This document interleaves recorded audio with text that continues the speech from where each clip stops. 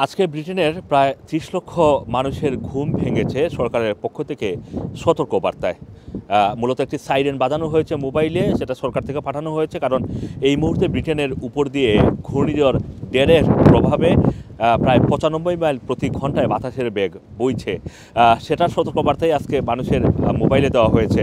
মূলত মিডল্যান্ড থেকে শুরু করে ওয়েলস এবং স্কটল্যান্ড, ম্যানচেস্টার এই অঞ্চলগুলোতে রেড অ্যালার্ট জারি করা হয়েছে এবং রেড অ্যালার্টের পাশাপাশি সারা দেশের বিভিন্ন এলাকায় হলুদ এবং এম্বার সতর্কতা জারি করা হয়েছে।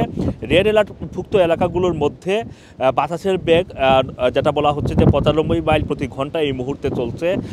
বৃষ্টিপাতের সতর্কতা দেওয়া হয়েছে এবং এর পাশাপাশি বন্যা সতর্কতা দেওয়া হয়েছে। সারা দেশে এই বন্যা পরিস্থিতি খারাপ হবে বলে ইতিমধ্যেই সরকারের পক্ষ থেকে জানানো হয়েছে।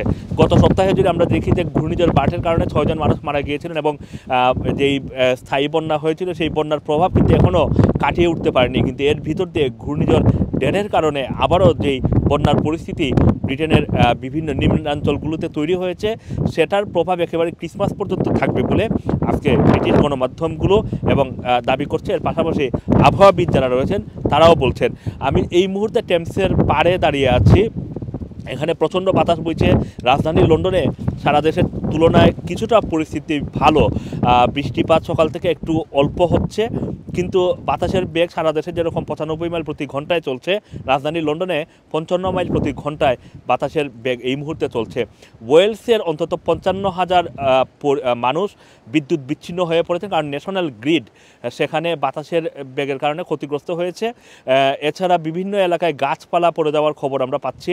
গত সপ্তাহে যেমন ঘূর্ণিঝড় বার্টে ৬ জন মানুষ মারা গিয়েছিলেন, এখন পর্যন্ত কোনো প্রাণহানির খবর আমাদের কাছে আসেনি।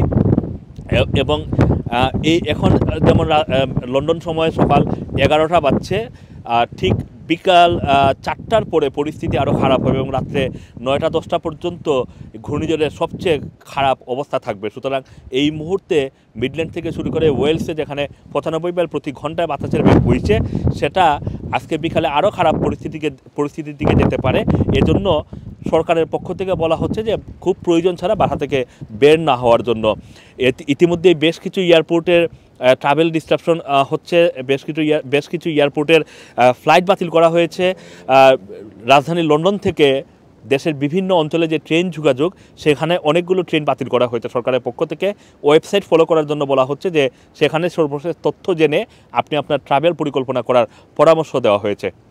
আসম মাসুম, বাংলাদেশ প্রতিদিন, লন্ডন।